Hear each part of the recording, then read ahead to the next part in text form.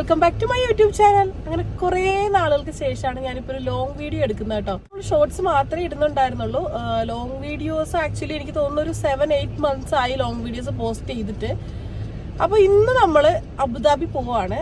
അബുദാബിയിൽ ഞാൻ ആദ്യമായിട്ട് പോവാണ് കേട്ടോ. ദുബായിൽ ഇപ്പോൾ വന്നിട്ട് ഒരു 7 years മുകളിലായി, 7 years plus ആയി. പക്ഷെ ഞാൻ ഇതുവരെ അബുദാബിയിൽ പോയിട്ടില്ല. അതിന് മെയിൻ റീസൺ ഞാൻ ഓൺ കോൾ ഡ്യൂട്ടി ആയതുകൊണ്ട് നമുക്ക് ദൂരെ ലോങ് ഡ്രൈവ് ഒന്നും പോകാൻ പറ്റില്ല.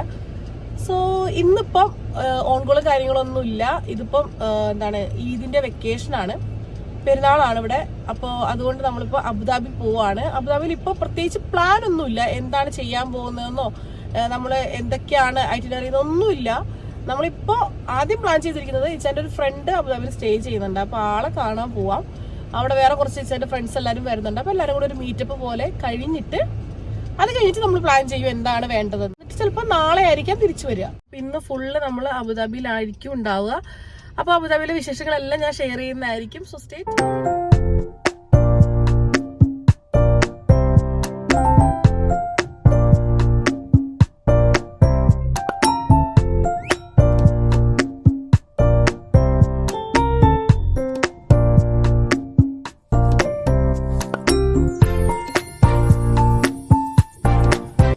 ഒരു 1.5 hours ട്രാവലിന് ശേഷം ഫ്രണ്ടിൻ്റെ വീട്ടിലെത്തിയിട്ട് അത് ജസ്റ്റ് റീച്ച് ആയിട്ടേ ഉള്ളൂ. അപ്പോൾ എനിക്ക് ഒരു വീഡിയോയിൽ വരുന്നത് കംഫർട്ടബിൾ ആണോ എന്ന് അറിയാത്തതുകൊണ്ട് ഞാൻ അവരോട് ചോദിച്ചിട്ടില്ല പെർമിഷൻ. അതുകൊണ്ടാണ് ഞാൻ ആദ്യം ഫേസ് ഒന്നും കാണിക്കാതിരുന്നത്. ഒരു 2-3 മണിക്കൂറോളം അങ്ങോട്ടും ഇങ്ങോട്ടും വിശേഷമൊക്കെ പറഞ്ഞ് കത്തിയൊക്കെ വെച്ച് അത് കഴിഞ്ഞിട്ടാണ് നമ്മളിപ്പോൾ ഫുഡ് കഴിക്കാൻ സ്റ്റാർട്ട് ചെയ്തിരിക്കുന്നത്. അപ്പോഴേക്കും ഏകദേശം ഒരു 3 മണി ആയിട്ടുണ്ടായിരുന്നു. ആ സമയത്ത് എല്ലാവർക്കും വീഡിയോ എടുക്കുന്നത് കംഫർട്ടബിൾ ആണെന്ന് ഇങ്ങോട്ട് പറഞ്ഞപ്പോഴാണ് കേട്ടോ ഞാൻ ഈ ഒരു ക്ലിപ്പ് എടുത്തത്. ഇത് കംപ്ലീറ്റ്ലി ഇച്ചാൻ്റെ കോളേജ് ഫ്രണ്ട്സ്, അവരുടെ ഫാമിലിയാണ്. അതുകൊണ്ട് തന്നെ കോളേജ് വിശേഷങ്ങൾ കുറേ അയവേർക്കാനൊക്കെ ഉണ്ടായിരുന്നു. അങ്ങനെ കുറേ നേരം ഫുഡ് കഴിപ്പിനോടൊപ്പം കഥകളൊക്കെ പറഞ്ഞ് സംസാരിച്ച് കുറേ അധികം സമയം പോയി. അതെല്ലാം കഴിഞ്ഞ് ഫ്രണ്ട്സിനോട് ടാറ്റ ബൈബൈ ഒക്കെ പറഞ്ഞ് നമ്മൾ അവിടെ നിന്ന് ഇറങ്ങി. ഇനി നമ്മൾ നേരെ ഇവിടുന്ന് പോകുന്നത് നാഷണൽ അക്വേറിയം ഓഫ് അബുദാബിയിലേക്കാണ്. ഇത് നമ്മുടെ ഫ്രണ്ട്സ് തന്നെ സജസ്റ്റ് ചെയ്ത പ്ലേസ് ആണ് കേട്ടോ. അവിടുന്ന് ഒരു 10 to 15 minutes ഉണ്ടായിരുന്നുള്ളൂ. നമ്മൾ പെട്ടെന്ന് തന്നെ എത്തി. അക്വേറിയം നമ്മൾ കണ്ടെങ്കിലും പാർക്കിംഗ് കുറച്ച് മാറി അണ്ടർഗ്രൗണ്ടിലായിരുന്നു. സോ നമ്മൾ അവിടെ പാർക്കിങ്ങിൽ പോയി കാർ പാർക്ക് ചെയ്ത് തിരിച്ച് അക്വേറിയത്തിലേക്ക് വന്നു. റിസപ്ഷനിൽ ചെന്നപ്പോൾ കണ്ട കാഴ്ചയാണ് കേട്ടോ ഇത്. ആക്ച്വലി നല്ല ഭംഗിയായിരുന്നു കാണാൻ വേണ്ടി. ആ ഒരു ഇന്റീരിയർ വർക്ക് എനിക്ക് നന്നായിട്ട് ഇഷ്ടപ്പെട്ടു. ഈ ഒരു സമയമായതുകൊണ്ട് തന്നെ അങ്ങനെ ഭീകരമായ ഒരു തിരക്കൊന്നും ഉണ്ടായിരുന്നില്ല. എന്നാലും അത്യാവശ്യം ഒരു തിരക്കുണ്ടായിരുന്നു. ഒരു 6:37 ഒക്കെ ആകുമ്പോഴത്തേനും അത്യാവശ്യം നല്ല തിരക്കാവും എന്നാണ് കേട്ടോ പറഞ്ഞത്. ആ ഒരു റിസപ്ഷനകത്ത് അതിൻ്റെ ഫ്രണ്ടിൽ തന്നെ അകത്ത് നമ്മൾ എന്താണ് കാണാൻ പോകുന്നത് എന്നുള്ള ഒരു ചെറിയ പിക്ചർ അവിടെ കൊടുത്തിട്ടുണ്ടായിരുന്നു കേട്ടോ. പിന്നെ സ്കൂബ ഡൈവിൻ്റെ കാര്യങ്ങളൊക്കെ അവിടെ വെച്ചിട്ടുണ്ട്. അതിൻ്റെ സെറ്റപ്പ് എങ്ങനെയാണെന്ന് അറിയില്ല. പിന്നെ നമ്മൾ ടിക്കറ്റ് എടുത്തു, അകത്തേക്ക് കയറുവാണ്. പിന്നെ ഞാൻ ഇതിൻ്റെ കുറേ അധികം വീഡിയോസ് എടുത്തിട്ടുണ്ട്. പക്ഷെ എല്ലാം കൂടി എനിക്ക് ഈ വീഡിയോയിൽ ഇൻക്ലൂഡ് ചെയ്യാൻ പറ്റത്തില്ല. നമ്മൾ അകത്തേക്ക് കയറുമ്പോഴുള്ള ഫസ്റ്റ് വ്യൂ ആണ് കേട്ടോ ഇത്. ഇങ്ങനെ ഓരോ സെക്ഷനിലും ഓരോ ബ്ലൂ ബോർഡ് ഇങ്ങനെ സെറ്റ് ചെയ്ത് വെച്ചിട്ടുണ്ട്. അതായത് ആ ഒരു ഏരിയനെ റെപ്രസെന്റ് ചെയ്യുന്ന ഒരു ബോർഡാണത്. അപ്പോൾ ഓരോ സെക്ഷനെ പറ്റി അറിയണമെന്നുണ്ടെങ്കിൽ ആ ഒരു പേര് വെച്ചിട്ടാണ് റെപ്രസെന്റ് ചെയ്യുക. എനിക്കത് കാണാൻ നമ്മൾ കയറിയ സമയത്ത് അതെന്താണെന്നോ ഒന്നും എനിക്കറിയില്ലായിരുന്നു. തിരിച്ച് വീട്ടിലെത്തി കഴിഞ്ഞിട്ടാണ് ഞാൻ ഓരോ സെക്ഷനെയും കുറിച്ചിട്ട് ബ്രോഷറിൽ വായിച്ചിട്ട്. ഈ ബ്രോഷർ എല്ലാം ഓൺലൈനിൽ അവൈലബിൾ ആണ്. അപ്പോൾ നമുക്ക് അത്രയും താല്പര്യമുള്ളവരാണെങ്കിൽ നമുക്ക് ജസ്റ്റ് ഒന്ന് പോയിട്ട് സെർച്ച് ചെയ്ത് നോക്കിയാൽ മാത്രം മതി. അപ്പോൾ വളരെ ബ്രീഫായിട്ട് ഈ ഒരു അക്വേറിയത്തെ പറ്റി പറയുകയാണെങ്കിൽ ഇത് മിഡിൽ ഈസ്റ്റിലെ ലാർജസ്റ്റ് അക്വേറിയം ആണ്. ഇത് പബ്ലിക്കിന് ഓപ്പൺ ആയി കൊടുത്തത് 2021 നവംബറിലാണ്. അപ്പോൾ ഈ ഒരു അക്വേറിയത്തിൽ 46,000+ ആനിമൽസ് ഉണ്ട്. പിന്നെ 10 zone തീമിൽ 300-ലധികം സ്പീഷീസ് ഹോസ്റ്റ് ചെയ്യുന്നുണ്ട്. ഷാർക്സ് ആൻഡ് റേസ് തന്നെ ഉണ്ട് ഒരു 200 above, അതും 25 ഡിഫറെന്റ് സ്പീഷീസിൽ. പിന്നെ ഇതിനെ എല്ലാം കെയർ ചെയ്യാൻ വേണ്ടിയിട്ട് ആ team of 80 sea life experts ഉണ്ട്. പിന്നെ ഇതിന്റെ മെയിൻ ഉദ്ദേശം എന്താന്ന് പറഞ്ഞാൽ ഈ ഒരു ഹോൾ ഡിപ്പാർട്ട്മെന്റ് തന്നെ എഡ്യൂക്കേഷന് വേണ്ടിയിട്ട് ഡെഡിക്കേറ്റ് ചെയ്തിരിക്കുകയാണ്. That is to welcome 50,000 school childrens in a year. ചുരുക്കി പറഞ്ഞാൽ ഇത്രയേ ഉള്ളൂ. ആളുകൾ നേച്ചറായിട്ട് കണക്ട് ആവാൻ വേണ്ടി ഒരു മൊമെന്റ് ക്രിയേറ്റ് ചെയ്തിരിക്കുകയാണ്. അതാണ് ഇതിന്റെ മെയിൻ ഉദ്ദേശം.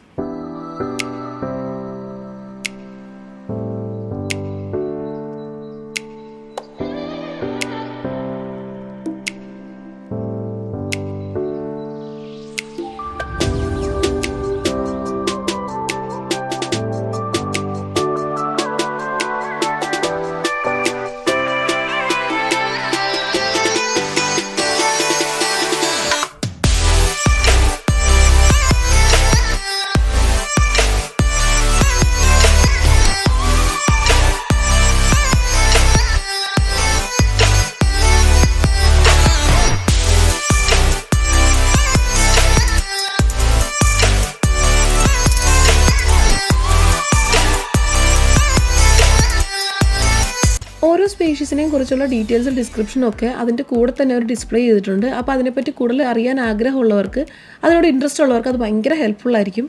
കാരണം മേ ബി മെജോറിറ്റി ഐറ്റംസ് നമ്മൾ എവിടെയെങ്കിലുമൊക്കെ കണ്ടിട്ടുണ്ടെങ്കിലും അത് എന്താണ് സംഭവം എന്ന് നമുക്ക് ഒട്ടും അറിയണ്ടാവില്ല. എനിക്ക് മെജോറിറ്റി സാധനങ്ങൾ എന്താണെന്ന് പോലും അറിയണ്ടായിരുന്നില്ല കേട്ടോ. എനിക്കിഷ്ടമായ വേറൊരു സംഭവം എന്താണെന്ന് വെച്ചാൽ ഇതിനോട് കൂടെ തന്നെ കുട്ടികൾക്ക് ഇഷ്ടപ്പെടുന്ന രീതിയിൽ എന്തെങ്കിലുമൊക്കെ ഒന്ന് സെറ്റ് ചെയ്യാൻ അവർ ശ്രദ്ധിച്ചിട്ടുണ്ട് എന്നുള്ളതാണ്. അത് നിച്ചൂര് ഭയങ്കരമായിട്ട് ഇഷ്ടപ്പെട്ടായിരുന്നു.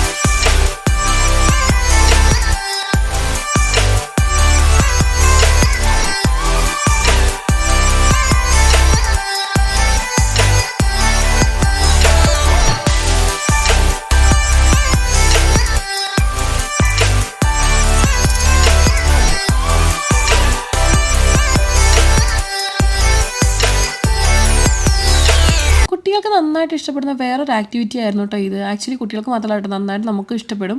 നമ്മളതിന് ഏതെങ്കിലും ഒരു ആനിമലിനോ ബേർഡിനെയോ സെലക്ട് ചെയ്തിട്ട് പെയിൻറ്റ് ചെയ്ത് കഴിഞ്ഞ് നമ്മൾ നെക്സ്റ്റ് കൊടുത്ത് കഴിയുമ്പോൾ നമുക്ക് ഇഷ്ടമുള്ളൊരു നെയിം സജസ്റ്റ് ചെയ്യാം. അങ്ങനെ നെയിം സജസ്റ്റ് ചെയ്ത് കഴിഞ്ഞ് നമ്മൾ വെയിറ്റ് ചെയ്ത് കഴിയുമ്പോൾ ഇതുപോലെ നമ്മൾ പെയിൻറ്റ് ചെയ്ത ആ ഒരു ആനിമൽ നമ്മുടെ സ്ക്രീനിൽ തെളിഞ്ഞ് വരും നമ്മൾ കൊടുത്ത പേരുമായിട്ട്. അതൊക്കെ നല്ല ഇൻട്രസ്റ്റിംഗ് ആയിരുന്നു. കുട്ടികളെ കുറച്ചും കൂടെ ബോറടിപ്പിക്കാതെ എൻഗേജ് ചെയ്യിപ്പിക്കാൻ വേണ്ടി അതൊക്കെ നന്നായിട്ട് ഹെൽപ്പ് ചെയ്യുന്നുണ്ട്.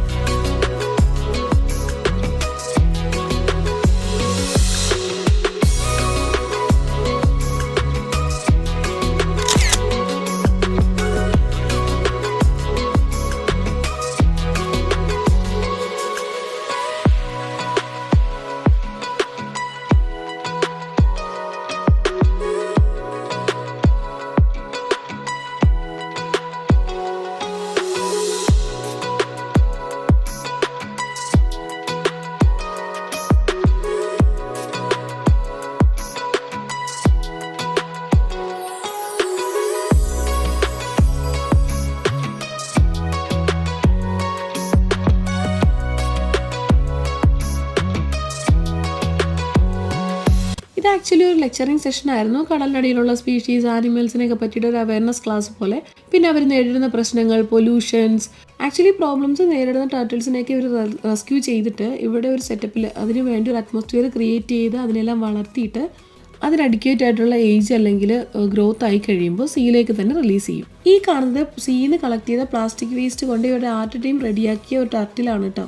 പബ്ലിക് അവയർനെസ്സിന് വേണ്ടിയിട്ട് ഉണ്ടാക്കിയെടുത്ത ഒരു ക്രിയേറ്റീവ് തോട്ടാണിത്. ഈ കാണുന്നതാണ് കേട്ടോ ഞാൻ നേരത്തെ പറഞ്ഞ ടർട്ടിൽസ്.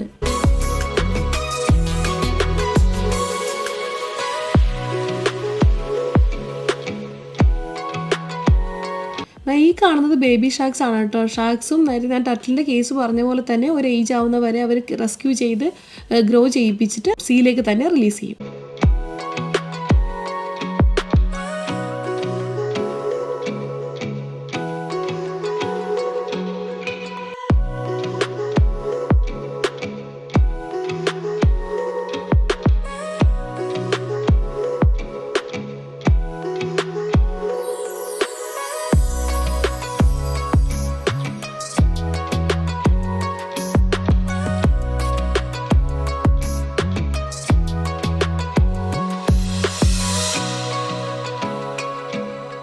ഫൈനലി നമ്മളൊരു കുട്ടി പോട്ടിങ് കൂടെ എക്സ്പീരിയൻസ് ചെയ്തിട്ടുണ്ടായിരുന്നു. നമ്മുടെ പാക്കേജിൽ വരുന്നതാണ് കേട്ടോ. അത് ഓരോ പാക്കേജും പ്രൈസ് ഡിഫറെൻ്റ് ആണ്. നമ്മൾ കുറച്ചൊരു 3-4 ആക്ടിവിറ്റി എല്ലാം കൂടെ വരുന്ന ഒരു പാക്കേജാണ് ചൂസ് ചെയ്തത്. ഇതിന് മുന്നേ ഞാൻ ദുബായ് അക്വേറിയത്തിലെ ബോട്ടിങ് ഞാൻ എക്സ്പീരിയൻസ് ചെയ്തിട്ടുണ്ടായിരുന്നു. അതുകൊണ്ട് തന്നെ ഇതൊരു ഭയങ്കര അങ്ങനെ എക്സ്പീരിയൻസ് ആയിട്ടൊന്നും എനിക്ക് ഫീൽ ചെയ്തില്ല. എന്നാലും ഓക്കെ ആയിരുന്നു.